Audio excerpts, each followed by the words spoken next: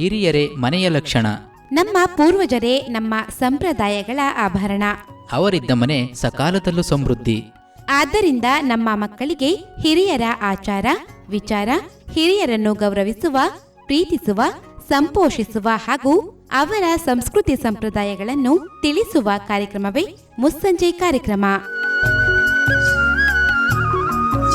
ತಪ್ಪದೆ ಕೇಳಿ, ಪ್ರತಿ ಸೋಮವಾರ ಬೆಳಿಗ್ಗೆ 9:50 ಮರುಪ್ರಸಾರ ಪ್ರತಿ ಬುಧವಾರ ಸಂಜೆ 7:20 ನಿಮ್ಮ ನೆಚ್ಚಿನ ಜನಧ್ವನಿ ಸಮುದಾಯ ಬಾನುಲಿಯಲ್ಲಿ.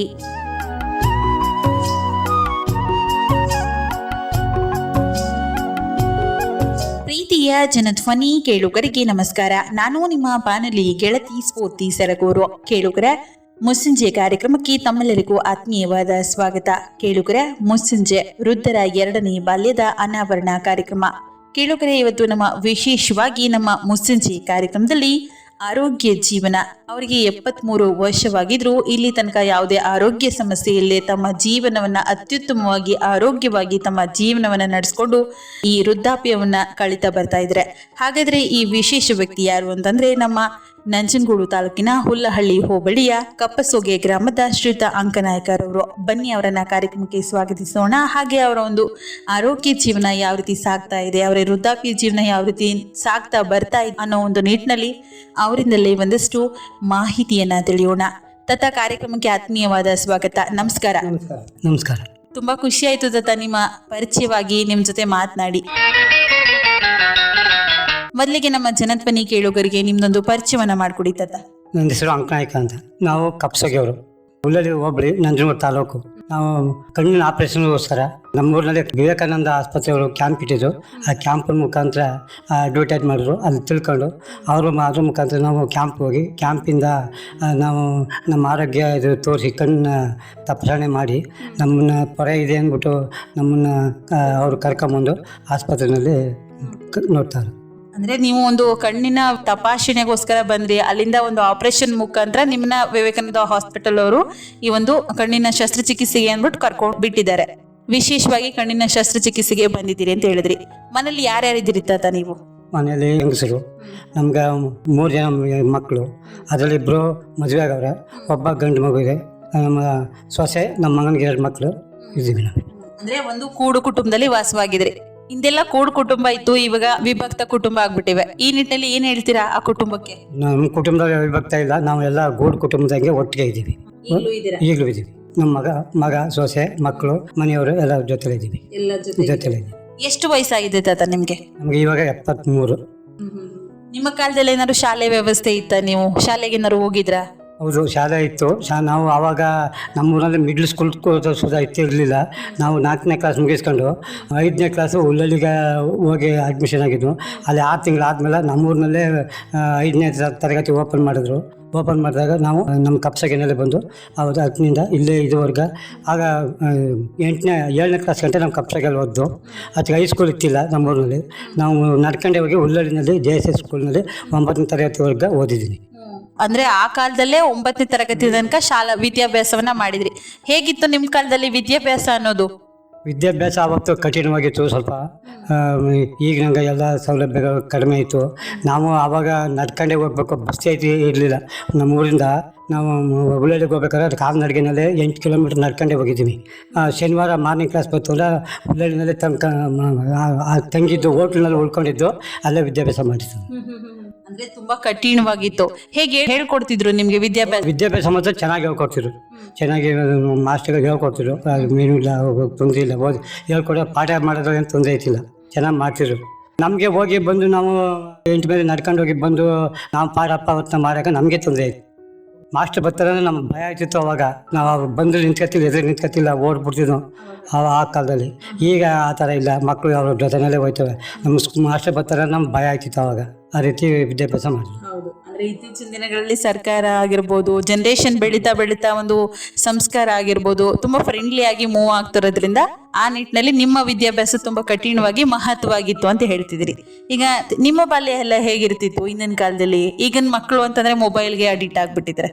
ನಿಮ್ಮ ಬಾಲ್ಯ ವಿಶೇಷವಾಗಿರ್ತಿತ್ತು. ಹಳ್ಳಿ ಅಂತಂದ್ರೆ ಒಂದು ಸುಂದರ ಜೀವನ. ಈ ನಿಟ್ಟಿನಲ್ಲಿ ನಿಮ್ಮ ಬಾಲ್ಯ ಹೇಗಿತ್ತು?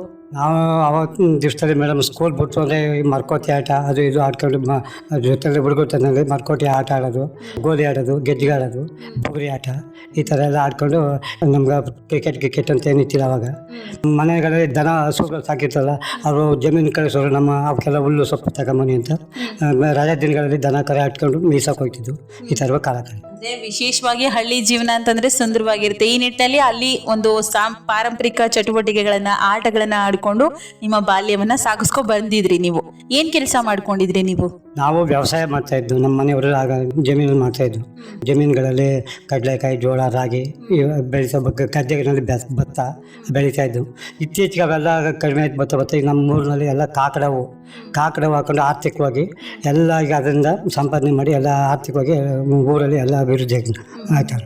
ಅಂದ್ರೆ ಹಿಂದಿನ ಕಾಲದಲ್ಲೇ ಕೃಷಿ ಚಟುವಟಿಕೆ ಅನ್ನೋದು ಬೇರೆ ತರ ಇರ್ತಿತ್ತು. ಇತ್ತೀಚಿನಲ್ಲಿ ಹಣಕಾಸು ವ್ಯವಹಾರ ಆಗಿರ್ಬೋದು, ಆರ್ಥಿಕತೆ ಮುಂದುವರೆದ್ರಿಂದ ಮುಖ ಮಾಡಿದ್ದಾರೆ ಅಂತ ಹೇಳ್ತಿದ್ರಿ. ಈಗ ನೀವು ಕೃಷಿ ಮಾಡ್ತೀನಿ ಅಂತ ಹೇಳಿದ್ರಿ. ಯಾಕೆ ನೀವು 9ನೇ ತರಗತಿ ತನಕ ಓದ್ಬಿಟ್ಟು ಕೃಷಿ ಮಾಡಿದ್ರಿ? ಬೇರೆ ಯಾವುದು ಕೆಲಸ ಇರ್ಲಿಲ್ವಾ ಅವಾಗ ನಿಮ್ಗೆ? ಅವಾಗ ನಮ್ಗೆ ಅವಾಗೆಲ್ಲ ದುಡ್ಡು ಹಣಕಾಸಿನ ವ್ಯವಸ್ಥೆ ತೊಂದರೆ ಇರೋದ್ರಿಂದ ನಮ್ಗೆ ಸ್ಕೂಲ್ಗೆ ಹೋಗ್ಬೇಕಾದ್ರೆ ನಮ್ಗೆ ಪೆನ್ನು ಪುಸ್ತಕ ತಗೊಳ್ಳೋಕ್ಕೆ ನಮಗೆ ಕಾಸು ಕೊಡ್ತಿದ್ದಿಲ್ಲ ಮನೇಲಿ ಮೇಡಮ್. ಅವಾಗ ಅದರಿಂದ ತೊಂದರೆಯಿಂದ ನಾವು ಆಗ ಜಾಸ್ತಿ ಓದೋಕ್ಕಾಗಲಿಲ್ಲ. ತೊಂದರೆಯಿಂದ ಹೆಚ್ಚಿನ ವಿದ್ಯಾಭ್ಯಾಸಕ್ಕೆ ಬಡತನ ಅನ್ನೋದು ಅಡ್ಡಿ ಇರ್ತಿತ್ತು. ಈ ನಿಟ್ಟಿನಲ್ಲಿ ವಿದ್ಯಾಭ್ಯಾಸವನ್ನ ಮುಂದುವರ್ಸಕ್ಕಾಗ್ಲಿಲ್ಲ. ಈಗ ನೀವು ನಿಮ್ಮ ಕಾಲದಲ್ಲೇ ವಿಶೇಷವಾಗಿ ಜಮೀನೆಲ್ಲ ಮಾಡ್ತಿದ್ರಿ. ಈಗ ವ್ಯವಸಾಯ ಅಂತಂದ್ರೆ ಹಿಂದಿನ ಕಾಲದಲ್ಲಿ, ಈಗ ಟ್ರ್ಯಾಕ್ಟರ್ ಟಿಲ್ಲರೆಲ್ಲ ಬಂದಿದೆ. ನಿಮ್ಮ ಕಾಲದಲ್ಲಿ ಯಾವ ತರ ಇತ್ತು ಅವಾಗ? ಅವಾಗೇನಿಲ್ಲ, ನೇಗಿಲಲ್ಲೇ ಉಳ್ಬೇಕು, ಎತ್ತು ಕಟ್ಕೊಂಡು ಮನೆಯವರೆಲ್ಲ ಜಮೀನಲ್ಲೇ ಕೆಲಸ ಮಾಡಬೇಕು. ಬೆಳೆದು ರಾಗಿ, ಜೋಳ ಆರ್ಥಿಕವಾಗಿ ಹಣಕಾಸು ಜಾಸ್ತಿ ಸಿಗ್ತಿರ್ಲಿಲ್ಲ. ಭತ್ತ ಬಂದಾಗ ಮಾತ್ರ ಅದರಿಂದ ಸ್ವಲ್ಪ ಹಣಕಾಸು ಸಿಗ್ತಿತ್ತು. ಅದು ಜೀವನಕ್ಕೆ ಅನ್ನಕ್ಕೆ ಮಡಿಕೊಂಡ್ರೆ ಅದು ಹೆಚ್ಚಿಗೆ ಇರೋರಿಗೆ ಆಗ್ತಿತ್ತು, ಸ್ವಲ್ಪ ಇರೋರಿಗೆ ಅದು ಸಾಲ್ತಿತ್ತಿಲ್ಲ ಮೇಡಮ್. ಕಷ್ಟ ಆಯಿತು ಅವತ್ತು, ಹಣಕಾಸಿನದು ಭಾಳ ತೊಂದರೆ ಇತ್ತು. ಮಳೆ ಎಲ್ಲ ಹೇಗೆ ಬರ್ತಿತ್ತು ಅವಾಗ ನಿಮ್ಗೆ? ಮಳೆ ಪರವಾಗಿಲ್ಲ, ಅವಾಗ ಮಳೆ ಬರ್ತಾಯಿತ್ತು. ಎಲ್ಲೋ ಒಂದೊಂದು ವರ್ಷ ಚೆನ್ನಾಗಿ ಬೆಳೀತಿತ್ತು. ಬಿದ್ದರೂ ಅವಾಗ ರಾಗಿ, ಜೋಳ ಇವು ಬೆಳೀತಿದ್ರು. ಅದರಿಂದ ಹಣಕಾಸು ಸಂಪಾದನೆ ಕಡಿಮೆ ಇತ್ತು. ಇವಾಗೆಲ್ಲ ಎಲ್ಲ ವ್ಯವಸಾಯಗಳು ಮಾಡ್ಬೇಕಾದ್ರೆ ಆವತ್ತು ಕಷ್ಟ ಇತ್ತು. ನಾವೇ ದುಡಿಬೇಕಾಗಿತ್ತು. ಇವಾಗ ಟ್ಯಾಕ್ಟ್ರು, ಟಿಲ್ಲರು ಇವೆಲ್ಲ ಬಂದವೆ. ಅದಕ್ಕೂ ಬೆಳೀತಾರೆ, ಆರ್ಥಿಕವಾದ ಬೆಳೆ ಹಾಕೊಂಡು ಜಾಸ್ತಿ ಸಂಪಾದನೆ ಮಾಡ್ತಾರೆ ಇವಾಗ. ಅಂದ್ರೆ ನಿಮ್ಮ ಕಾಲದಲ್ಲಿ ಯಥೇಚ್ಛವಾಗಿ ಶ್ರಮ ಜೀವನ ಇರ್ತಿತ್ತು. ಯಾಕಂದ್ರೆ ನೀವೇ ದನಗಳನ್ನ ಹೊಡ್ಕೊಂಡು ಹೋಗ್ಬೇಕಿತ್ತು, ನೀವೇ ನೇಗಿಲನ್ನ ಮಾಡ್ಬೇಕಿತ್ತು, ಉಳ್ಬೇಕಿತ್ತು. ಈ ನಿಟ್ಟಿನಲ್ಲಿ ಎಲ್ಲಾ ಕೆಲಸಗಳನ್ನು ಮಾನವ ನಿರ್ಮಿತ ನೀವೇ ಮಾಡ್ಬೇಕಾಗಿತ್ತು.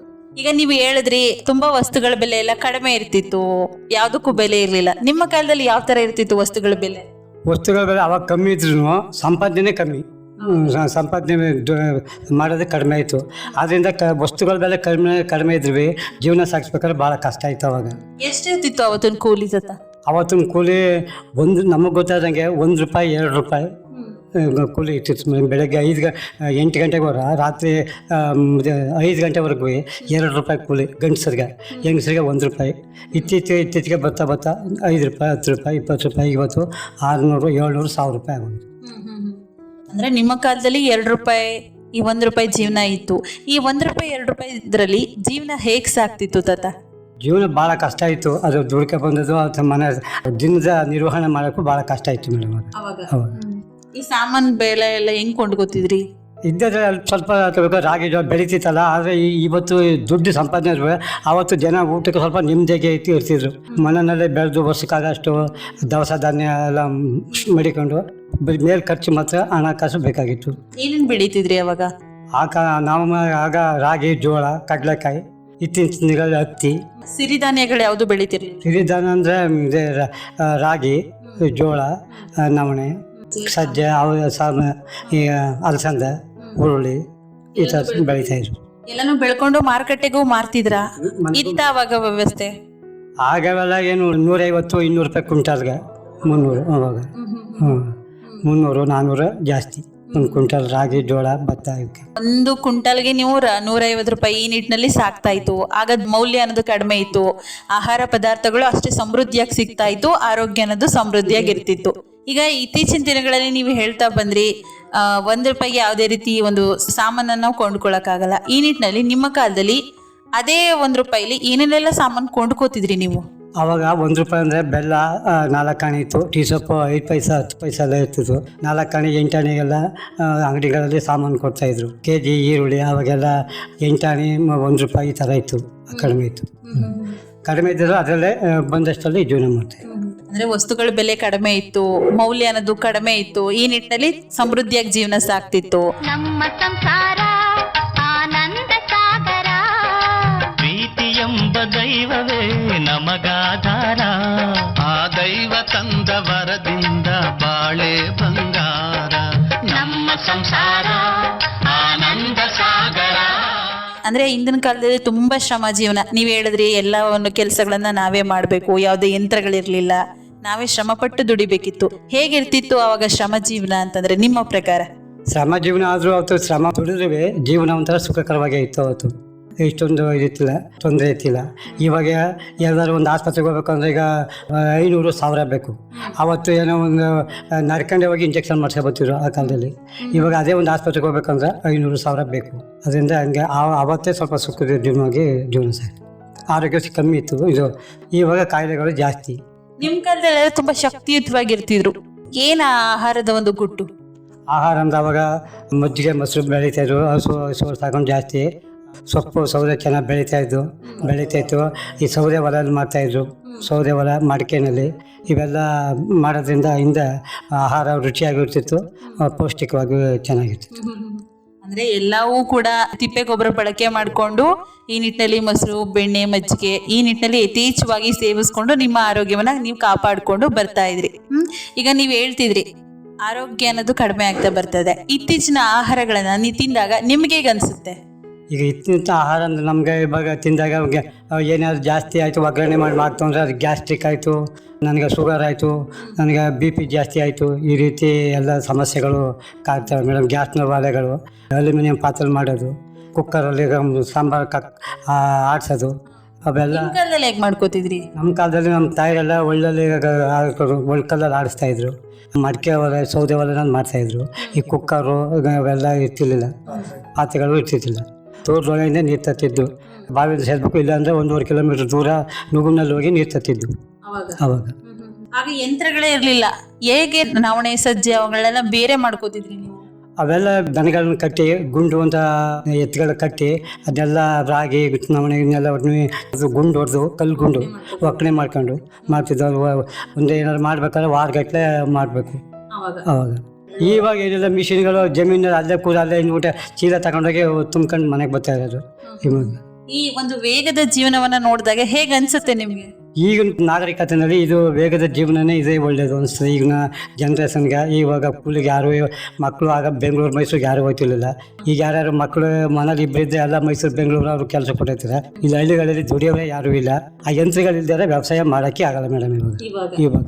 ನಿಮ್ ಕಾಲದಲ್ಲಿ ಹೇಗೆ ಧೈರ್ಯ ತಗೊಂಡು ಮಾಡ್ತಿದ್ರಿ? ಆವಾಗ ಯಾರು ಹೋಯ್ತಿಲ್ಲ. ಎಷ್ಟು ಮಕ್ಕಳಿದ್ರು ಮನೆಯಲ್ಲೇ ಇರ್ತಿದ್ರು. ಮನೇಲಿ ಇದ್ರು ಜನ, ಕೂಲಿ ಕೆಲಸಕ್ಕೆ ಜನ ಸಿಗ್ತಿದ್ರು. ಆ ಊರಲ್ಲಿ ಅಕ್ಕಪಕ್ಕದ ಮನೆಯವರೆಲ್ಲ ಸಿಗ್ತಿದ್ರು ಆವಾಗ. ಇವಾಗ ಹಿಂಗೆ ಎಲ್ಲ ಬೇರೆ ಬೇರೆ ಹೊರಗಡೆ ಪತ್ನಿಗಳು ಹೊಂಟಿದ್ದಾರೆ. ಇವಾಗ ಹಳ್ಳಿಗಳಲ್ಲಿ ಯಾರೂ ಇರಲ್ಲ. ಅದರಿಂದ ಯಾರು ಕೂಲಿ ಕೆಲಸಕ್ಕೆ ಬರೋವರೇ ಕಮ್ಮಿ ಆಗ್ಬಿಡ್ತಾರೆ. ನಿಮ್ಮ ಕಾಲದಲ್ಲ ವರ್ಷಕ್ಕೆ ಎಷ್ಟು ಬೆಳೆ ಬೆಳೀತಿದ್ರಿ? ನಮ್ಮ ಕಾಲದಲ್ಲಿ 2 ಬೆಳೆ, ಹಿಂಗಾರೊಂದು ಮುಂಗಾರೊಂದು. ಮಳೆ ಅನ್ಸೋದು. ಇತ್ತೀಚಿನ ದಿನಗಳಲ್ಲಿ ವರ್ಷ ಪೂರ್ತಿ ಬೋರ್ವೆಲ್ ಬಂದು ವರ್ಷ ಪೂರ್ತಿ ಬೆಳೆ ಮಾಡ್ತಾರೆ. ಈಗ ನೀವು ಮಾತಾಡ್ತಾ ಹೇಳಿದ್ರಿ ಆರೋಗ್ಯ ಜೀವನ ಅನ್ನೋದು ಕಡಿಮೆ ಆಗ್ತಾ ಇದೆ, ಸಮಸ್ಯೆಗಳ ಜೀವನ, ಕಾಯಿಲೆಗಳ ಜೀವನ ಅನ್ನೋದು ತುಂಬಾ ಜಾಸ್ತಿ ಆಗ್ತಿದೆ ಅಂತ ಹೇಳಿದ್ರಿ. ಇತ್ತೀಚಿನ ಊಟ ಪದ್ಧತಿ ಆಗಿರ್ಬೋದು, ಜೀವನ ಶೈಲಿ ಆಗಿರ್ಬೋದು, ಇದನ್ನ ಅನುಭವಿಸಿದಾಗ ನಿಮ್ಗೆ ಯಾವ ತರ ಅನ್ಸುತ್ತೆ? ನಿಮ್ಗೆ ಯಾವ ಒಂದು ಜೀವನ ಒಂದು ಉತ್ತಮ ಅಂತ ಅನ್ಸುತ್ತೆ? ಇದೆಲ್ಲ ಊಟದ ಸಮಸ್ಯೆಗಳು ಇವೆಲ್ಲ ನೋಡೋಣ, ಆರೋಗ್ಯ ಸಮಸ್ಯೆ ಇದೆಲ್ಲ ನೋಡೋಕೆ ಹೋದ್ರೆ ನಮಗೆ ಹಿಂದೆ ಈ ಥರ ಆಹಾರ ಪದ್ಧತಿನೇ ಒಳ್ಳೆಯದು, ಆ ಜೀವನನೇ ಒಳ್ಳೆಯದು ಅನಿಸ್ತದೆ. ಯಾಕೆ? ಇವತ್ತು ಎಷ್ಟೇ ಸಂಪಾದನೆ ಮಾಡಿದ್ರು ಅಷ್ಟೇ ವೇಗವಾಗಿ ಖರ್ಚಾಯ್ತದೆ. ಎಲ್ಲ ಪದಾರ್ಥ ಬೆಳೆಗಳು ಜಾಸ್ತಿ. ನಾವು ಎಷ್ಟೇ ಸಂಪಾದನೆ ಮಾಡಿದ್ರೂ ಇವತ್ತು ನಿಭಾಯಿಸೋಕೆ ಆಗ್ತಾ ಇಲ್ಲ. ಆವಾಗ ಅಲ್ಪ ಸ್ವಲ್ಪ ಇದ್ದದಲ್ಲೇ ಜೀವನ ನೆಮ್ಮದಿಗೆ ಸಾಗಿಸಿ ಹೋಗ್ತಿತ್ತು ಅಂತ ನಮ್ಗೆ ಅನಿಸ್ತದೆ. ನಿಮ್ಮ ಕಾಲದಲ್ಲೆಲ್ಲ ಆಸ್ಪತ್ರೆಗಳಿತ್ತು? ಇಲ್ಲ, ಅವಾಗ ಇತ್ತಿಲ್ಲ. ಅವಾಗೆಲ್ಲ ಹೋಬಳಿ ಮಟ್ಟದಲ್ಲಿ ಆಸ್ಪತ್ರೆಗಳಿದ್ದ. ನಮ್ಮ ಹಳ್ಳಿಗಳಲ್ಲಿ ಇರಲಿಲ್ಲ. ಉಳ್ಳಳ್ಳಿಗೆ ಹೋಗ್ಬೇಕು, ಅವಾಗ ಹೋಗ್ಬೇಕಾಗಿತ್ತು ಸಿಟಿ. ಹುಷಾರಿರ್ಲಿಲ್ಲ ಅಂತಂದ್ರೆ, ಈಗ ಒಂದ್ ಮೈಕೈ ನೋವೇ ಬಂತು, ಒಂದ್ ಜ್ವರನೇ ಬಂತು, ಈ ನಿಟ್ಟಲ್ಲಿ ಮನೆ ಮದ್ದುಗಳೇನಾದ್ರು ತಗೋತಿದ್ರ ನೀವು? ಉಪ್ಪೆಸರು ಖಾರ ಹಾಕ್ಬಿಟ್ಟು ಇಟ್ಕೊಟ್ಬಿಟ್ರಲ್ಲ ಜ್ವರ ವಾಸಿ ಆಗೋಯ್ತವ ಅಂತಿರು ಅವತ್ತು. ಇವತ್ತು ನಡೆಯಲ್ಲ, ಆಸ್ಪತ್ರೆಗೆ ಹೋದ್ರೆ ಅದು ಉಂಟು, ಇಲ್ಲರಿಲ್ಲ. ಅಂದ್ರೆ ಆಯುರ್ವೇದ ಪದ್ಧತಿನೂ ಬಳಸ್ಕೊತಿದ್ರ ನೀವು? ಆಯುರ್ವೇದ ಪದ್ಧತಿ ಏನೂ ಇಲ್ಲ, ಏನು ಬಳಸ್ತಿದ್ರು. ಮರಗಳಾಗಿರ್ಬೋದು, ಬೇರ್ಗಳಾಗಿರ್ಬೋದು, ಅದೇ ತರ ಜೀವನ ಎಲ್ಲ ಇಂಗ್ಲಿಷ್ ಔಷಧಿಗಳಾಗಿರ್ಬೋದು, ಆಯುರ್ವೇದ ಮೆಡಿಸಿನ್ ಆಗಿರ್ಬೋದು, ಈ ರೀತಿ ಜನರೇಷನ್ಸ್ ಆಗ್ತಾ ಬರ್ತಾ ಇದೆ. ಈಗ ಹಿಂದಿನ ಕಾಲದಲ್ಲಿ ಅವ್ರು ಪಾಲಿಸ್ಕೊ ಬಂದಿದ್ದೇನೆ, ಇತ್ತೀಚಿನ ದಿನಗಳಲ್ಲಿ ನಾವು ಪಾಲಿಸ್ತಾ ಇವಿ. ಇದನ್ನೆಲ್ಲ ನೋಡಿದಾಗ ಏನ್ ಅನ್ಸುತ್ತೆ ನಿಮ್ಗೆ? ನೋಡಿದಾಗ ಹಿಂದೆ ಆಯುರ್ವೇದ ಔಷಧಿಗಳು ಮಾಡ್ತಾರೆ, ಅದೇ ಒಳ್ಳೇದು ಉತ್ತಮ ಅಂತ ಕಾಣಿಸ್ತದೆ. ಹೌದು, ಯಾಕಂತಂದ್ರೆ ವೇಗದ ಜೀವನ ನೀವ್ ಹೇಳಿದ್ರಿ, ಈ ನಿಟ್ಟಿನಲ್ಲಿ ಸಾಕ್ತಾ ಬರ್ತದೆ. ನಿಮ್ಗೇನಾದ್ರು ಆರೋಗ್ಯ ಸಮಸ್ಯೆ ಇದೆಯಾ? ನಮ್ಗೆ ಯಾವ BP ಶುಗರ್ ಯಾವುದೂ ಇಲ್ಲ, ಸ್ವಲ್ಪ ಗ್ಯಾಸ್ ಟ್ರಬಲ್ ಬಿಟ್ರೆ ಇನ್ನು ಯಾವುದೇ ಸಮಸ್ಯೆಗಳಿಲ್ಲ. ಮಾಮೂಲಿ ನಾವು ದಿನದ ಕೆಲಸನ ಯಾವ ರೀತಿ ಮಾಡ್ತೀವಿ ಅದೇ ರೀತಿ ಇದುವರೆಗೂ ಮಾಡ್ತಾ ಇದೀವಿ. ಈಗ ನಿಮ್ಮ 3 ಜನ ಮಕ್ಕಳು ಅಂತ ಹೇಳಿದ್ರಿ, ಹಿಂದಿನ ಕಾಲದಲ್ಲ ಮಕ್ಕಳನ್ನ ಸಾಕ್ಬೇಕು ಅಂದ್ರೆ ಎಷ್ಟು ಕಷ್ಟ ಇರ್ತಿತ್ತು ಅವಾಗ? ಹಿಂದಿನ ಕಾಲದಲ್ಲಿ ಆವಾಗ ಕುಟುಂಬ ಕಲ್ಯಾಣ ಯೋಜನೆ ಇರಲಿಲ್ಲ. ಆವಾಗ ಒಬ್ಬೊಬ್ಬರಿಗೆ 8 ಮಕ್ಕಳು, 6 ಮಕ್ಕಳು, 10 ಮಕ್ಕಳು ಹಿಂಗೆಲ್ಲ ಇರ್ತಿದ್ದ ಆವಾಗ ಆ ಕಾಲದಲ್ಲಿ. ಆವಾಗ ಕುಟುಂಬ ಅಷ್ಟು ನಿರ್ವಹಣೆ ಮಾಡ್ಬೇಕಾದ್ರೆ ಭಾಳ ಕಷ್ಟ ಆಯಿತು. ಈಗಿನ ಇದರಲ್ಲಿ ಕುಟುಂಬ ಕಲ್ಯಾಣ ಯೋಜನೆ ಬಂತು, 2 ಮಕ್ಕಳು 1 ಇದೇ ಜಾಸ್ತಿ ಆಗದ. ಈಗ ಮಕ್ಕಳ ಸಂಖ್ಯೆ ಕಮ್ಮಿ ಆಗದ, ಅದರಿಂದ ಕುಟುಂಬ ನಿರ್ವಹಣೆ ಇವಾಗೂ ಸುಲಭವಾಗಿದೆ. ಅಲ್ಲ, ಅವ್ರನ್ನೆಲ್ಲ ಸಾಕ್ಬೇಕಾದ್ರೆ ನಿಮ್ಗೆ ಎಷ್ಟು ಕಷ್ಟ ಆಯ್ತಿತ್ತು? ಅವತ್ತು ಭಾಳ ಕಷ್ಟ ಆಯ್ತು, ತೊಂದರೆನೇ ಆಯ್ತು. ಹೌದು ಹೌದು, ಎಲ್ಲರೂ ವಿದ್ಯಾಭ್ಯಾಸ ಕೊಡಿಸ್ಬೇಕು, ಹೆಂಗೆ ಇದ್ದದ್ದಂಗೆ ವ್ಯವಹಾರ ಮಾಡ್ಕೊಂಡು ಇದ್ದದಲ್ಲೇ ಕಷ್ಟ ಸುಖ ಅನುಭವಿಸ್ಕೊಂಡು ಬೆಳೆದಲ್ಲೇ ನಾವು ವ್ಯವಹಾರ ಮಾಡಬೇಕು. ಅಷ್ಟರಲ್ಲೇ ನಾವು ಮಕ್ಕಳಿಗೆ. ಆದ್ದರಿಂದ ಆವಾಗ ಕಾಲೇಜ್ ಮಟ್ಟಕ್ಕೆ ಯಾರೂ ಹೋಯ್ತಿರ್ಲಿಲ್ಲ, ಕಾಲೇಜ್ ಮಟ್ಟಕ್ಕೆ ಹೋಯ್ತಿಲ್ಲ. ಎಲ್ಲೋ ಪ್ರೈಮರಿ ಸ್ಕೂಲು, ಹೈಸ್ಕೂಲೇ ಭಾಳ ಕಷ್ಟ ಆಗ ನಮ್ಮ ಕಾಲದಲ್ಲಿ. ಇವಾಗ ಯಾರ ಮನೆ ಮಕ್ಕಳು ಕಾಲೇಜಿಗೆ ಹೋಯ್ತಾರೆ, ಕಾಲೇಜ್ಲೇ ಓದ್ತಾರೆ. ಈಗ ನೀವ್ ಹೇಳ್ತಾ ಇದ್ರಿ ಹಿಂದಿನ ಕಾಲದಲ್ಲಿ ಎಲ್ಲವೂ ಕಷ್ಟ ಇತ್ತು, ಬಡತನ ಅನ್ನೋದು ಇರ್ತಿತ್ತು. ಈಗ ಬಡತನ ಅಂತ ಬಂದಾಗ ಹಿಂದಿನ ಕಾಲದಲ್ಲಿ ಊಟ ಆಗಿರ್ಬೋದು, ಬಟ್ಟೆ ಆಗಿರ್ಬೋದು, ಈ ನಿಟ್ಟಲ್ಲಿ ನೀವ್ ಯಾವ್ದಾದ್ರು ಸಮಸ್ಯೆ ಎದುರಿಸಿದ್ರ? ನಾವು ಎದುರಿಸಿದ್ವಿ ಮೇಡಮ್. ನಮಗೂ ಅವಾಗ ಜಮೀನು ನಮಗೂ 4-5 ಎಕರೆ ಜಮೀನಿತ್ತು.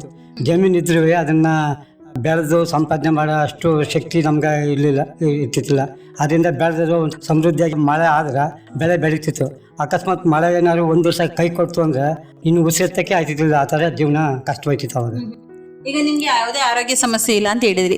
ಸ್ವಾಮಿ ವಿವೇಕಾನಂದ ಹಾಸ್ಪಿಟಲ್ಗೆ ನೀವು ಕಣ್ಣಿನ ಶಸ್ತ್ರಚಿಕಿತ್ಸೆಗೆ ಬಂದಿದ್ರಿ. ಈ ನಿಟ್ಟಿನಲ್ಲಿ ಕಣ್ಣು ಯಾವಾಗ್ಲಿಂದ ಕಾಣಿಸ್ತಾ ಇಲ್ಲ ನಿಮ್ಗೆ? ಯಾವ ತರ ಸಮಸ್ಯೆ ಇದೆ? ನಮ್ಗೆ ನಾವು ಕಾಕಡವು ಕುಯ್ಯೋದು, ಕಾಕಡ ಬೆಳೆ ಬೆಳೆದು ಕಾಕಡವು ಕುಯ್ತೇವೆ ಮೇಡಮ್. ಆ ಕಾಕಡವು ಕುಯ್ಯಾಗ ನಮ್ಗೆ ಹಿಂಗೆ ಗಿಡಕ್ಕೆ ಬೊಬ್ಬದಾಗ ಸ್ವಲ್ಪ ಕಡ್ಡಿಗಳು ತಗಲಿ ಕಣ್ಣು ಸ್ವಲ್ಪ ಮಂಜಾಯಿತು, ದೂರದೃಷ್ಟಿ ಸ್ವಲ್ಪ ಕಡಿಮೆ ಆಯಿತು. ಆದ್ದರಿಂದ ಕಣ್ಣು ಆಪ್ರೇಷನ್ ಮಾಡಿಸ್ಕೋಬೇಕು ಅಂತ ನಾನು ಯೋಚನೆ ಮಾಡಿದಾಗ ಇಲ್ಲಿ ನಮ್ಮೂರಿನಲ್ಲಿ ಕ್ಯಾಂಪ್ ಇಟ್ಟಿದ್ರು. ಆ ಕ್ಯಾಂಪ್ ಮುಖಾಂತರ ನಾವು ಇಲ್ಲಿ ತೋರಿಸಿ. ಎಷ್ಟು ವರ್ಷದಿಂದ ಕಣ್ಣು ಈ ತರ ಮಂಜಾಗೋದೊಂದು ಪರಿಸ್ಥಿತಿ ನಿಮ್ಗೆ ಸಂದರ್ಭ ಎದುರಾಯ್ತು? 2 ವರ್ಷದಿಂದ. ಹೇಗೆ ಜೀವನ ಸಾಗಿಸ್ಕೊಂಡು ಬಂದ್ರಿ ತಾತ? ನಾವು ಒಂದು ಕಣ್ಣು ಹಂಗಾಯ್ತು, ಇನ್ನೊಂದು ಕಣ್ಣು ಚೆನ್ನಾಗಿ ಕಾಣ್ತಿತ್ತು. ಅದ್ರ ಮುಖಾಂತರ ನಾವು ಇದುವರೆಗೂ ನಮ್ಮ ಕೆಲಸ ದೈನಂದಿನ ಕೆಲಸ ಕಾರ್ಯಗಳನ್ನ ಯಾವತ್ತೂ ಬಿಡದೆ ನಾವು ಮಾಡ್ಕೊಂಡು ಬರ್ತೀವಿ. ಈಗ ವಯಸ್ಸಾದ ಜೀವನ ಕಷ್ಟ ಅಂತ ಕೆಲವರು ಹೇಳ್ತಾರೆ. ಈ ನಿಟ್ಟಿನಲ್ಲಿ ಆಗ ಕಣ್ಣು ಕಾಣಿಸ್ತಿದ್ದಾಗ ಇನ್ನೂ ತುಂಬಾ ಕಷ್ಟ ಆಗುತ್ತೆ. ಈ ನಿಟ್ಟಿನಲ್ಲಿ ನೀವು ಒಂದು ಕಣ್ಣು ಕಾಣ್ತಿತ್ತು, ಇನ್ನೊಂದು ಕಣ್ಣು ಕಾಣಿಸ್ತಿರ್ಲಿಲ್ಲ. ಇಷ್ಟ ದಿನ ಹೇಗಿತ್ತು ಆ ಜೀವನ? ಕಷ್ಟ ಆಗೈತಿ. ಈಗ ನಾವು ಬಿಸಿಲು ಬಂದಾಗ ಚೆನ್ನಾಗಿ ಕಾಣ್ತಿತ್ತು, ಸಂಜೆ ಆದಾಗ ಯಾರೋ ಹೋಯ್ತು, ನಮ್ಮವ್ರಾಗದೇ ಇದ್ರು ಬೇರೆಯವ್ರನ್ನ ಕೂಗೋದು, ಈ ಥರ ಅನುಭವಗಳಾಗೋಯ್ತು. ಅದರಿಂದ ಇದು ಕಣ್ಣಿನ ತೊಂದರೆ ಅದ, ಇದು ಮಾಡಿಸ್ಬೇಕು ಅಂದ್ಬಿಟ್ಟು ನಾನು ನಿರ್ಧಾರ ತಗೊಂಡು ಬಂದು ಮಾಡಿಸ್ತೀನಿ. ಸ್ವಲ್ಪ ತೊಂದರೆನೇ ಕಣ್ಣು ಕಾಣ್ತಿದ್ದಾಗ ಮನುಷ್ಯನಿಗೆ ಅದು ಎಲ್ಲಕ್ಕಿಂತ ಮುಖ್ಯವಾಗಿ. ನಿಮ್ಮ ಕೆಲಸಗಳನ್ನ ನೀವೇ ಮಾಡ್ಕೋತಿದ್ರ? ಹೌದು ಮೇಡಮ್, ನಮ್ಮ ಕೆಲಸ ಮಾಡ್ಕೊತೀವಿ. ಈಗ ನೀವಿಗೆ 73 ವರ್ಷ ಆಗಿದೆ ಅಂತ ಹೇಳಿದ್ರಿ, ಈಗಲೂ ಕೂಡ ನೀವು ಕೆಲಸ ಮಾಡ್ತಾ ಇದ್ದೀರಾ? ಹೌದು ಮೇಡಮ್, ಕೆಲಸಕ್ಕೆ ಜಮೀನಲ್ಲಿ ಹೂವು ಜಾಸ್ತಿ ಬೆಳೆದೀವಿ. ನಾವು 10 ಗಂಟೆ ಹೂವು ಕುಯ್ತೀವಿ. ಬೆಳಗ್ಗೆ 6 ಗಂಟೆಗೆ ಹೋಗ್ತೀವಿ. 6 ಗಂಟೆಯಿಂದ 10 ಗಂಟೆಗೆ ನಮ್ಮ ಮೈಸೂರಿಗೆ ಮೊಗ್ಗು ಬೆಳಗ್ಗೆ ಕುಯ್ಕೋತೀವಿ. ಅವು ತಗೊಂಡೋಗಿ 10 ಗಂಟೆಗೆ ಹಾಕಿದ್ರೆ ಅದು ಮೈಸೂರಿಗೆ ಹೊರಟೋಗುತ್ತೆ. ನೆಕ್ಸ್ಟ್ ಉಳ್ಕೊಂಡದನ್ನ ತಿರ್ಗಿ ಅಷ್ಟು 10 ಗಂಟೆಗೆ ಒಂದು ಕೂದು ಇನ್ನೂ ಕೆಲವು ಉಳ್ಕೊತ್ತೆ. ಅವಾಗ ನಾವು ಊಟ ಮಾಡ್ಕೊಂಡು ಮಧ್ಯಾಹ್ನ ಹೋಗಿ ಅದನ್ನು ಹೂವು ಕುಯ್ಕೊಂಡು ಬರ್ತೀವಿ. ಹೂವು ತೀರೋಯ್ತು ಅಂದರೆ ಅಲ್ಲಿ ಕಳೆ ಇರ್ತದಲ್ಲ, ಅದು ಸತ್ತ ಅದೆಲ್ಲ ಕಿತ್ತು ಕೀಳೋದು ಇದೆಲ್ಲ ಮಾಡ್ತೀವಿ. ಹೇಗಿರುತ್ತೆ ನಿಮ್ಮ ದಿನನಿತ್ಯದ ಜೀವನ? ಜೀವನ ಮಾತ್ರ ನಮ್ಗೆ ಸುಖಕರಬೇಕಾದ್ರೆ ನಮ್ಗೆ ಅದು ಏನು ಅಂತ ನಮ್ಗೆ ಇದು ಬೇಡ ಅನ್ಸೋದು ಇಲ್ಲ, ನಮ್ಗೆ ಕಷ್ಟ ಅನ್ಸೋದು ಇಲ್ಲ. ನಮ್ಗೆ ಪ್ರತಿದಿನ ಕಾಸು ಸಿಗುತ್ತೆ, ವಾರಕ್ಕೊಂದ್ಸತಿ ಪ್ರತಿದಿನನೇ ಕಾಕಳವು ಕಾಸು ಸಿಗುತ್ತೆ. ಅದರಿಂದ ನಮ್ಗೆ ಇದು ಒಳ್ಳೆ ನಮ್ಗೆ ವೃತ್ತಿ ಅದು, ಅದನ್ನು ಮಾಡಲೇಬೇಕು ಅನಿಸ್ತಾ ಇರ್ತದೆ. ನಮ್ಮ ವಯಸ್ಸಾಗಿದ್ರೆ ಬೆಳಗ್ಗೆ ಹೋಗಿ ಒಂದು kg ಹೂವು ಕುಯ್ಕೊ ಬಂದ್ರೆ ಅದು ಇವತ್ತು 400-500 ರೂಪಾಯಿ ಇರ್ತದೆ. ಮಕ್ಕಳು ಕಾಸು ಕೇಳಿದ್ರ ಕಾಸಿನ ಮೇಲೆ ಹಾಕ್ತೀವಿ ಸುಮ್ರು ಅಂತಿರು. ಅವತ್ತು ಅಲ್ಲಿ ಹೊಲದಲ್ಲಿ ಬೆಳೀತಾ ಅಂತಿರು. ಇವತ್ತು ಕಾಸಿನ ಮೇಲೆ ಬಂದೇ ಬಿಡ್ತೀವಿ ಮೇಡಮ್. ಇವತ್ತು ಬೆಳಿಗ್ಗೆ 6 ಗಂಟೆಗೆ ಹೋದ್ರೆ 100 ರೂಪಾಯಿ ತಗೊಬತ್ತೀವಿ ಅನ್ನೋ ಧೈರ್ಯ ಇವತ್ತು. ನಮ್ಮೂರಿನಲ್ಲಿ ನಾವು ಬೆಳೆಯೋದು ಅದು. ನಿಮ್ಮ ಊರಲ್ಲಿ ವಿಶೇಷವಾಗಿ ಎಲ್ಲರೂ ಕೂಡ ಒಂದು ಹೂವಿನ ವೃತ್ತಿಯನ್ನ ಮಾಡಿಕೊಂಡು, ಹೂವು ಬೆಳೆ ವೃತ್ತಿಯನ್ನ ಮಾಡಿಕೊಂಡು ಎಲ್ಲೋ ಆರ್ಥಿಕವಾಗಿ ತುಂಬಾ ಚೆನ್ನಾಗಿದ್ದಾರೆ. ಈ ನಿಟ್ಟಿನಲ್ಲಿ ನೀವು ಕೂಡ ಈ ಒಂದು ಇಳಿ ವಯಸ್ಸಿನಲ್ಲೂ ಕೂಡ ನೀವು ಈಗಲೂ ಕೂಡ ಸಂಪಾದನೆ ಮಾಡ್ತೀವಿ ಒಂದು ಸ್ವಾವಲಂಬ ಯೋಚನೆ ಕೂಡ ನಿಮ್ಮಲ್ಲಿದೆ. ವಯಸ್ಸಾದ ತಂದೆ ತಾಯಿಗಳನ್ನ ಕೆಲವು ಮನೇಲಿ ನೋಡ್ಕೊಳ್ಳಲ್ಲ. ಈ ನಿಟ್ಟಿನಲ್ಲಿ ನಿಮ್ಮ ಮನೇಲಿ ಹೇಗೆ ನೋಡ್ಕೋತಾರೆ ನಿಮ್ಮನ್ನ?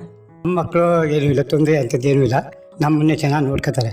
ನಮಗೇನು ತೊಂದರೆ ಇಲ್ಲ. ನಮ್ಮ ಕೆಲಸ ಮಾಡಿ ಅಂತ ಎಲ್ಲರೂ ಮಾಡಬೇಡಿ ಅಂತ ಹೇಳ್ತಾರೆ. ಆದ್ರೂ ನಮ್ಮ ಕೈಲಾದಷ್ಟು ಮಾಡೋ ಅಂದ್ಬಿಟ್ಟು ಹೋಗಿ ಮಾಡ್ತೀವಿ. ಈಗಲೂ ಹಿಂದಿನ ಕಾಲದಲ್ಲಿ ತಿಂತಿದ್ದ ಆಹಾರ ಪದ್ಧತಿಗಳಾಗಿರ್ಬೋದು, ಒಂದು ಜೀವನ ಶೈಲಿಗಳನ್ನ ಈಗಲೂ ಪಾಲಿಸ್ಕೊ ಬರ್ತಾ ಇದ್ದೀರಾ ನಿಮ್ಮ ಆರೋಗ್ಯ ವಿಚಾರಕ್ಕೆ ಸಂಬಂಧಪಟ್ಟಂತೆ? ಹೌದು, ನಾವು ಮೊದಲಿಂದ ಏನು ಆಹಾರ ಮಾಡ್ತೀನೋ ಅದೇ ಆಹಾರ. ನಮಗೆ ಬೆಳಗ್ಗೆ ಚಪಾತಿ, ರೊಟ್ಟಿ, ನಮ್ಮ ಮಧ್ಯಾಹ್ನ ಅನ್ನ, ರಾತ್ರಿ ಮುದ್ದೆ ಎಲ್ಲ ತಿಂದು ನಮ್ಮ ಜೀವನ ಶೈಲಿ ಚೆನ್ನಾಗಿತ್ತು. ಈಗಲೂ ಅದೇ ಪಾಲಿಸ್ಕೊಂಡು ಬರ್ತಿದ್ವಿ. ಇತ್ತೀಚಿನ ಊಟ ಶೈಲಿಗಳಿಗೆ ನೀವು ಒಪ್ಕೊಂಡಿಲ್ಲ? ಈಗೆಲ್ಲ ಈ ಗೋಬಿ ಮಂಚೂರಿ ಅದು ಇದು ಅಂತ ಬಾತು ಗೀತು ಅಂತ ಅದಕ್ಕೆ ಸ್ವಲ್ಪ ನಾವು ಇಷ್ಟಪಡಲ್ಲ. ನಮ್ಗೆ ನಮ್ಮ ಹಿಂದ್ಲಿಂದ ಏನು ಮಾಡ್ತಿರೋ ಮನೆಯಲ್ಲಿ ಆ ಆಹಾರನೇ ಉಪಯೋಗಿಸ್ಕೊಂಡು ನಾವು ಮಾಡ್ತೀವಿ. ಅಂದ್ರೆ ಸಾಂಪ್ರದಾಯಿಕ ಆಹಾರಗಳಿಗೆ ನೀವು ಅತಿ ಹೆಚ್ಚು ಈಗಲೂ ಕೂಡ ಸೇವಿಸ್ತಾ ಬಂದಿರೋದ್ರಿಂದ ನಮ್ಗೆ 73 ವರ್ಷ ಆಗಿದ್ರು ಒಂದು ಸ್ವಾವಲಂಬಿ ಜೀವನ ಮಾಡಬೇಕು, ಈಗಲೂ ದುಡಿಬೇಕು ಅನ್ನೋ ಒಂದು ತುಡಿತ ಜಾಸ್ತಿ ಆಗಿದೆ ಅಂತ ಈ ನಿಟ್ಟಲ್ಲಿ ತುಂಬಾ ಚೆನ್ನಾಗಿ ಹೇಳಿದ್ರಿ. ಈಗ ಸಿಟಿ ಕಡೆ ಎಲ್ಲ ಒಂದು ವೃದ್ಧಾಶ್ರಮ, ಅನಾಥಾಶ್ರಮ ಆಗಿರ್ಬೋದು, ಈ ನಿಟ್ಟಿನಲ್ಲಿ ತುಂಬಾ ಜಾಸ್ತಿ ಆಗ್ತಿದೆ. ಈ ನಿಟ್ಟಿನಲ್ಲಿ ಅಂತ ಮಕ್ಕಳಿಗೆ ಈಗ ಹಿರಿಯರು ಅಂತಂದ್ರೆ ಹಿಂದಿನ ಕಾಲದಲ್ಲಿ ಪೂಜ್ಯ ಸಮಾನ ನೋಡ್ತಿದ್ರು, ತುಂಬಾ ಚೆನ್ನಾಗಿ ನೋಡ್ಕೋತಿದ್ರು. ಇತ್ತೀಚಿನ ದಿನಗಳಲ್ಲಿ ಕಡಿಮೆ ಆಗ್ತಾ ಇದೆ ಒಂದು ಭಕ್ತಿ ಭಾವ. ನೀವೇನ್ ಹೇಳಕ್ ಇಷ್ಟಪಡ್ತೀರಾ ಅಂತ ಜನರಿಗೆ? ಇಲ್ಲಿ ನಮ್ಮ ಹಳ್ಳಿಗಳಲ್ಲಿ ಏನಂತ ತೊಂದಿಲ್ಲ. ಎಲ್ಲೋ ಹತ್ತಕ್ಕೊಬ್ರು ಅವ್ರ ಮನೆಯಲ್ಲಿ ಒಬ್ರಿಗೊಬ್ರು ಏನಾದ್ರು ವಯಸ್ಸನ್ನು ಬಂದು 2 ಜನ 3 ಜನ ಮಕ್ಳು ಇರೋರು, ಅವ್ರಿಗೆ ಸ್ವಲ್ಪ ವಯಸ್ಸನ್ನು ಬಂದ್ರೆ ತಂದೆ ತಾಯಿ ಒಂದು ಕಡೆ, ಒಬ್ಬ ಮಗನ ಜೊತೆ ತಾಯಿ ಇನ್ನೊಬ್ಬ ಮಗ ಬೇರೆ ಹಂಗಿರ್ತಾರೆ. ಇನ್ನು ಕೆಲವು ಒಬ್ಬೊಬ್ಬರೇ ಮಕ್ಕಳು ನಾವು ಇರೋದ್ರಿಂದ ಅದೆಲ್ಲ ಮನೆಯಲ್ಲೇ ಒಗ್ಗಟ್ಟಿಗೆ, ನಮ್ಮ ಹಳ್ಳಿಗಳಲ್ಲಿ ಒಗ್ಗಟ್ಟಿಗೆ ಇರ್ತಾರೆ. ಹಂಗೆ ಯಾರನ್ನೂ ದೂರ ತಳ್ಳ ಸನ್ನಿವೇಶ ಇಲ್ಲ. ಈಗ ನಿಮ್ದು ವಿಶೇಷವಾಗಿ ಕಪ್ಸೋಗೆ ಗ್ರಾಮ ಅಂತ ಹೇಳಿದ್ರಿ. ಕಪ್ಸೋಗೆ ಅಂತ ಬಂದಾಗ ನಿಮ್ಗೆ ಏನ್ ನೆನಪಾಗುತ್ತೆ ನಿಮ್ಗೆ ತಾತ? ನಮ್ಮ ಕಪ್ಸಗಿನಲ್ಲಿ ಮೇಡಮ್ ಪ್ರಸಿದ್ಧಿ ಆಗಿರೋದು ಶನೀಶ್ವರ ಉತ್ಸವ ಅಂತ ಮಾಡ್ತೀವಿ. ಅದು ಇಡೀ ಮೈಸೂರು ಜಿಲ್ಲೆನಲ್ಲೇ ವಿಶೇಷವಾಗಿ ಫೇಮಸ್ ಆಗೋದು. ಜನವರಿ ತಿಂಗಳು ಕೊನೆಯಲ್ಲಿ ಮಾಡ್ತೀವಿ. ಪಂಚರಥ ಅಂದ್ಬಿಟ್ಟು 5 ವಾಹನಗಳ ಮೆರವಣಿಗೆ ಮಾಡ್ತೀವಿ. ಅದರಲ್ಲಿ ಎಲ್ಲ ಜಾತಿಯ ಜನಾಂಗದವರು ಸೇರಿ ಒಗ್ಗಟ್ಟಾಗಿ 3 ದಿನ ಕಾಲ ಚೆನ್ನಾಗಿ ಪೂಜೆ ಮಾಡ್ತೀವಿ. ಪಂಚರಥೋತ್ಸವ ನಿಮ್ಮ ಊರಿನ ಒಂದು ಫೇಮಸ್ ಜಾತ್ರೆ, ಒಂದು ಹಬ್ಬವಾಗಿ ಮಾರ್ಪಟ್ಟಿದೆ. ಸರ್ಕಾರದಿಂದ ಏನಾದ್ರು ಸೌಲಭ್ಯ ಬರ್ತಾ ಇದೆ ನಿಮ್ಗೆ? ನನ್ಗೆ 5-6 ವರ್ಷದಿಂದ ವೃದ್ಧಾಪ್ಯ ವೇತನ ಬರ್ತದೆ. ಈಗಲೂ ನಿಮ್ಮ ದಿನನಿತ್ಯ ಜೀವನ ಹೇಗಿರುತ್ತೆ ತಾತ? ಈಗ ವಯಸ್ಸಾಯ್ತು ಅಂತ ತಕ್ಷಣ ಕೆಲವರು ಮೂಲೆಯಲ್ಲಿ ಕೂತ್ಕೊಬಿಡ್ತಾರೆ. ಈ ನಿಟ್ಟಿನಲ್ಲಿ ಒಬ್ರು ಮಾನಸಿಕ ಸ್ಥಿತಿಯಾಗಿ ಕುಗ್ಗೋಗ್ಬಿಡ್ತಾರೆ, ಯಾರು ನೋಡ್ಕೋತಾರೆ, ಮಾಡ್ತಾರೆ. ಈ ನಿಟ್ಟಿನಲ್ಲಿ ನಿಮ್ಮ ಒಂದು ಜೀವನ ಹೇಗಿರುತ್ತೆ? ನಾವು ಬೆಳಗ್ಗೆ 5 ಗಂಟೆಗೆ ಹೇಳ್ತೀವಿ. ನಾವು ನಮ್ಮ ವೃತ್ತಿ ನನ್ನ ವೈಯಕ್ತಿಕವಾಗಿ ನಾವು ಕಾಕರ ಹೂವಿನ ವ್ಯಾಪಾರ ನಾವು ಒಂದು 20 ವರ್ಷದಿಂದ. ಈಗ ಬೆಳಗ್ಗೆ ಮೊಗ್ಗು ಅಂದ್ಬಿಟ್ಟು 10 ಗಂಟೆಗೆ ಹೋಯ್ತದೆ ಅಂತ ಹೇಳಿ ನಾನು ನಿಮ್ಗೆ, ಅದರಿಂದ ಮಧ್ಯಾಹ್ನ ಮೇಲೆ ಕುಯ್ತಾರೆ, ಸಂಜೆವರೆಗೂ ಹೋಗಿ ಕುಯ್ತಾರೆ. ಆ ಕೂದಲನ್ನು ನಾವು ಸಂಜೆನಲ್ಲಿ ನಾವು ಅದನ್ನು ಖರೀದಿ ಮಾಡ್ಕೊತೀವಿ. ಖರೀದಿ ಮಾಡ್ಕೊಂಡು ಅದನ್ನು ಸಂಜೆ ತಗೊಂಡು 8 ಗಂಟೆ ಹೊರಗೆ ತಗೊಂಡು 8 ಗಂಟೆ ಮೇಲೆ ಅದೆಲ್ಲ ತಗೊಂಡೋಗಿ ನಾವು ಮನೆಯಲ್ಲಿ ಪ್ಯಾಕ್ ಮಾಡ್ಕೊಂಡು ಬೆಳಗ್ಗೆ 5 ಗಂಟೆಗೆ ಎದ್ದು 6 ಗಂಟೆಗೆ ಒಂದು ಬಸ್ ಬರ್ತದೆ. ಅದನ್ನು ನಾವು ಚಾಮರಾಜನಗರಕ್ಕೆ ತಗೊಂಡೋಗಿ ವ್ಯಾಪಾರ ಮಾಡಿ ಇದುವರೆಗೂ ನಾನು ಅದರಲ್ಲೇ ನನ್ನ ವೈಯಕ್ತಿಕ ಜೀವನನ ಮಾಡ್ತಾಯಿದ್ದೀನಿ, ಇನ್ನೂ ಬಿಟ್ಟಿಲ್ಲ.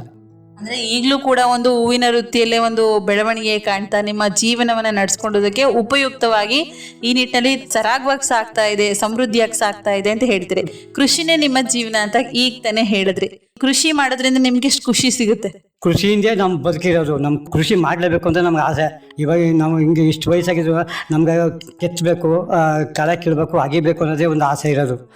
ಗಿಡ ನೋಡಿದಾಗ ಆ ಗಿಡನ ನಾವು ಚೆನ್ನಾಗಿ ಸಮೃದ್ಧಿಯಾಗಿ ಸಾಕಬೇಕು, ಮಾಡಬೇಕು ಅನ್ನೋದೇ ನಮ್ಮ ಕೈಲಾದಷ್ಟು ನಾವು ಅಲ್ಲಿ ಕೆಲಸ ಮಾಡ್ತೀವಿ ಮೇಡಮ್. ಇತ್ತೀಚಿನ ದಿನಗಳಲ್ಲಿ ಆ ಒಂದು ಕೃಷಿ ಅನ್ನೋದು ಮುಂದಿನ ಪೀಳಿಗೆಗೆ ಕಡಿಮೆ ಆಗ್ತಾ ಬರ್ತಿದೆ, ಆಸಕ್ತಿ ಅನ್ನೋದೇ ಕಡಿಮೆ ಆಗ್ತಿದೆ ಅವರಲ್ಲಿ. ಇದಕ್ಕೇನು ಹೇಳ್ತಿರೋದು? ನೋಡಿ, ಈಗ ನೀವು ಹೇಳೋಲ್ಲ ಹಂಗೇನೆ, ಇವಾಗೆಲ್ಲ ಮಕ್ಕಳು ಯಾರು ಅವರು ಜಮೀನಲ್ಲಿ ಅವ್ರಿಗೆ ಜಮೀನು ಕಡೆ ಹೋಗೋರೇ ಇಲ್ಲ. ಸ್ಕೂಲಿಂದ ಕಾಲೇಜಿಂದ ಇನ್ನೆಲ್ಲೋ ಅವ್ರವ್ರು ವ್ಯವಹಾರ ಮಾಡ್ತಿರ್ತಾರೆ. ಅವ್ರಿಗೆ ಕೃಷಿ ಚಟುವಟಿಕೆ ಏನು ಅನ್ನೋದೇ ಗೊತ್ತಿರಲ್ಲ. ಏನೋ 100% ಆಸಕ್ತಿ ಇರೋ ಮಕ್ಕಳು ಮಾಡ್ತವೆ, ಇನ್ನು ಬಾಕಿ ಅವ್ರು ಯಾರು ಮಾಡಲ್ಲ. ಈಗ ಕೃಷಿ ಮಾಡ್ಬೇಕಾದ್ರೆ ಭಾಳ ಕಷ್ಟವಾಗ್ಬಿಡ್ತದೆ ಮೇಡಮ್. ಯಂತ್ರಗಳಿದ್ದರೆ ಮಾಡೋಕ್ಕೆ ಆಗಲ್ಲ. ನಮ್ಮ ಸಂಸಾರ ಆನಂದ ಸಾಗರ, ಪ್ರೀತಿಯೆಂಬ ದೈವವೇ ನಮಗಾಧಾರ, ಆ ದೈವ ತಂದ ವರದಿಂದ ಬಾಳೆ ಬಂಗಾರ. ನಮ್ಮ ಸಂಸಾರ ಆನಂದ ಸಾಗರ. ಈಗ ಹಾಸ್ಪಿಟಲ್ಗೆ ಬಂದಿದ್ದೀರಾ, ಹೇಗೆ ನೋಡ್ಕೋತಾ ಇದ್ದಾರೆ? ಸೌಕರ್ಯ ನಮ್ಗೆ ಚೆನ್ನಾಗಿ ನೋಡ್ಕೋತಾರೆ ಮೇಡಮ್, ಯಾವುದೂ ತೊಂದರೆ ಇಲ್ಲ. ನಮಗೆ ಟೈಮ್ಗೆ ಊಟ, ಕಾಫಿ, ಔಷಧಿ, ನಮಗೆ ಎಲ್ಲ ಆರೋಗ್ಯದ ಬಗ್ಗೆ ಎಲ್ಲ. ಇದೇ ಮೊದಲ ಕಣ್ಣು ಆಪರೇಷನ್ ನಿಮಗೆ? ಹೌದು, ಇದೇ ಮೊದಲನೇದು. ನಾನು ಪ್ರೈವೇಟಲ್ಲೇ ಮಾಡಿಸ್ಕೋಬೇಕು ಅಂತ ನಮ್ಮ ಮನೆಯವರೆಲ್ಲ ಪ್ರೈವೇಟ್ಗೆ ಹೋಗಿ ಅಂತ ಹೇಳ್ತಿದ್ರು. ನಮ್ಗೆ ಯಾರೋ ಮೊದಲು ಮಾಡಿಸ್ಕೊಂಡು ಬಂದಿದ್ದವರು ವಿವೇಕಾನಂದದಲ್ಲಿ ಚೆನ್ನಾಗಿ ನೋಡ್ಕೋತಾರೆ, ನಮಗೂ ಮಾಡಿದ್ರು ಚೆನ್ನಾಗಿ, ಅಲ್ಲಿ ಏನೂ ತೊಂದರೆ ಇಲ್ಲ ಅಂತ ಹೇಳ್ತಿರೋರ್ಗೆ ನಾನು ಅಲ್ಲಿಗೆ ಹೋಗ್ತೀನಿ ಅಂದ್ಬಿಟ್ಟು ನನ್ನ ವೈಯಕ್ತಿಕವಾಗಿ ನಾನು ಇಲ್ಲಿಗೆ ಬಂದಿದ್ದು. ಕ್ಯಾಂಪ್ ಎಲ್ಲ ಇರೋದ್ರ ವಿಚಾರ ಹೇಗೆ ಗೊತ್ತಾಯ್ತು ನಿಮಗೆ? ನಮ್ಮೂರಲ್ಲಿ ಅಡ್ವರ್ಟೈಸ್ ಮಾಡಿದ್ರು, ಇಲ್ಲಿ ಇನ್ವಿಟೇಷನ್ ನಮ್ಗೆ ಯಾರು ತಂದುಕೊಟ್ರು. ಇನ್ವಿಟೇಷನ್ ಓದ್ಬಿಟ್ಟು ನೋಡ್ಬಿಟ್ಟು ನಮ್ಮೂರಲ್ಲೇ ಇರೋದ್ರಿಂದ ನಮ್ಮೂರಲ್ಲೇ ತೋರಿಸ್ಕೊಂಡು ಅಂದ್ಬಿಟ್ಟು ನಾನು ತೋರಿಸ್ಕೊಂಡಿದ್ದೆ. ವಯಸ್ಸಾದವರು ಕೆಲವರು ಆಪರೇಷನ್ ಅಂದ್ರೆ ಭಯ ಪಡ್ತಾರೆ. ಈ ನಿಟ್ಟಿನಲ್ಲಿ ಅಂತವ್ರಿಗೆ ಏನ್ ಹೇಳಕ್ ಇಷ್ಟಪಡ್ತೀರಾ ನೀವು? ನಮ್ಗೆ ಯಾರೋ ಹೇಳಿದ್ರು ಏನು ತೊಂದರೆ ಇಲ್ಲ ಅಲ್ಲಿಗೆ ಹೋಗಿ ಅಂತ ಹೇಳಿದ್ರು. ಆ ಅನುಭವದ ಮೇಲೆ ನಾವು ಇಲ್ಲೇ ಬಂದಿದ್ದೀವಿ. ನಮಗೂ ಒಳ್ಳೇದಾಗಿ ನಮ್ಗೆ ಅನುಕೂಲ ಆದಾಗ ನಾವು ಇನ್ನೊಬ್ಬರನ್ನ ಅಲ್ಲಿಗೆ ಹೋಗಿ ಚೆನ್ನಾಗಿ ಮಾಡ್ತಾರೆ ಅಂತ ಹೇಳಕ್ಕೆ ಇಷ್ಟಪಡ್ತೀನಿ. ಇಷ್ಟೆಲ್ಲ ಉಚಿತವಾಗಿ ಕಣ್ಣಿನ ಶಸ್ತ್ರಚಿಕಿತ್ಸೆ ಮಾಡ್ತಾ ಇರೋದು ನಿಮ್ಗೆ ಎಷ್ಟು ಖುಷಿ ಅನ್ಸುತ್ತೆ? ನಮ್ಮ ತಾಲೂಕಿನಲ್ಲಿ ನಮ್ಗೆ ಭಾಳ ಖುಷಿ. ಬಡ ಜನಗಳಿಗೆ ಇದು ಭಾಳ ಅನುಕೂಲವಾಗಿರೋ ಕಾರ್ಯಕ್ರಮ. ಇದು ಮಾಡೋದ್ರಿಂದ ಬಡವ್ರಿಗೆ ಭಾಳ ಅನುಕೂಲ ಆಯ್ತದೆ. ಇದೇ ನಾವು ಪ್ರೈವೇಟ್ ಆಸ್ಪತ್ರೆಗೆ ಹೋಗ್ಬೇಕಾದ್ರೆ 50,000 60,000 ಖರ್ಚಾಯ್ತದೆ. ಈಗ ಏನು ನಮ್ಗೆ ₹1 ಖರ್ಚಿಲ್ಲ, ಬಸ್ ಚಾರ್ಜ್ ಸುಧಾ ಇಲ್ಲದೆ ನಾವು ಬಂದಿರೋದ್ರಿಂದ ಇದು ನಮ್ಗೆ ಖುಷಿ ತರ್ತದೆ, ಖುಷಿ ಕೊಡ್ತದೆ. ಸಾಕಷ್ಟು ರೀತಿಯ ಅನುಭವಗಳನ್ನ ನೀವು ಪಡ್ಕೊಂಡು ನಮ್ಮ ಜೊತೆ ಹಂಚ್ಕೊಂಡು ಇಷ್ಟೊತ್ತು ನಮ್ಮ ಜೊತೆ ಮಾತನಾಡಿದ್ದಕ್ಕೆ ನಮ್ಮ ಪರವಾಗಿ ಹಾಗೂ ಕಾರ್ಯಕ್ರಮದ ಪರವಾಗಿ ಧನ್ಯವಾದಗಳು. ನಮಸ್ಕಾರ. ಆಯ್ತು, ನಮಸ್ಕಾರ ಮೇಡಮ್. ಜೇನುಗೂಡಿನಂತೆ ನಮ್ಮಿ ಮನೆಯು ಕೂಡಿ ಬಾಳುತ್ತಿರುವ ದೇವರ ಗುಡಿಯು. ತಾಯ ಮಮತೆ ಎಂಬುದೇ ನಮಗೆ ರಕ್ಷೆಯು, ತಾಯ ಮಮತೆ ಎಂಬುದೇ ನಮಗೆ ರಕ್ಷೆಯು, ಹಿರಿಯರ ನುಡಿ ರತ್ನವೇ ಬಾಳಿನ ಬೆಳಕು, ಬಾಳಿನ ಬೆಳಕು. ಕೇಳುಗರೆ, ಕೇಳಿದ್ರಲ್ಲ ಇಷ್ಟೊತ್ತು ನಮ್ಮ ಮುಸ್ಸಿಂಚೆ ಕಾರ್ಯಕ್ರಮದಲ್ಲಿ ನಮ್ಮ ಜೊತೆ ತಮ್ಮ ಒಂದು ಹೂವಿನ ವೃತ್ತಿ ಆಗಿರ್ಬೋದು, ಮತ್ತೆ ಅವರ ಒಂದು ಆರೋಗ್ಯ ಜೀವನವನ್ನ ನಮ್ಮ ಜೊತೆ ಹಂಚಿಕೊಂಡವರು ನಂಜನಗೂಡು ತಾಲೂಕಿನ ಹುಳ್ಳಹಳ್ಳಿ ಹೋಬಳಿಯ ಕಪಸೋಗೆ ಗ್ರಾಮದ ಶ್ರೀಯುತ ಅಂಗನಾಯಕರವರು.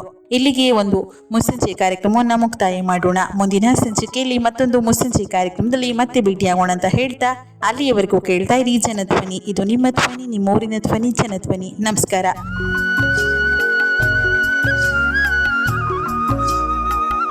ಹಿರಿಯರೇ ಮನೆಯ ಲಕ್ಷಣ. ನಮ್ಮ ಪೂರ್ವಜರೇ ನಮ್ಮ ಸಂಪ್ರದಾಯಗಳ ಆಭರಣ. ಅವರಿದ್ದ ಮನೆ ಸಕಾಲದಲ್ಲೂ ಸಮೃದ್ಧಿ. ಆದ್ದರಿಂದ ನಮ್ಮ ಮಕ್ಕಳಿಗೆ ಹಿರಿಯರ ಆಚಾರ ವಿಚಾರ, ಹಿರಿಯರನ್ನು ಗೌರವಿಸುವ, ಪ್ರೀತಿಸುವ, ಸಂಪೋಷಿಸುವ ಹಾಗೂ ಅವರ ಸಂಸ್ಕೃತಿ ಸಂಪ್ರದಾಯಗಳನ್ನು ತಿಳಿಸುವ ಕಾರ್ಯಕ್ರಮವೇ ಮುಸ್ಸಂಜೆ ಕಾರ್ಯಕ್ರಮ. ತಪ್ಪದೆ ಕೇಳಿ ಪ್ರತಿ ಸೋಮವಾರ ಬೆಳಗ್ಗೆ 9:50 ಮರುಪ್ರಸಾರ ಪ್ರತಿ ಬುಧವಾರ ಸಂಜೆ 7:20 ನಿಮ್ಮ ನೆಚ್ಚಿನ ಜನಧ್ವನಿ ಸಮುದಾಯ ಬಾನುಲಿಯಲ್ಲಿ.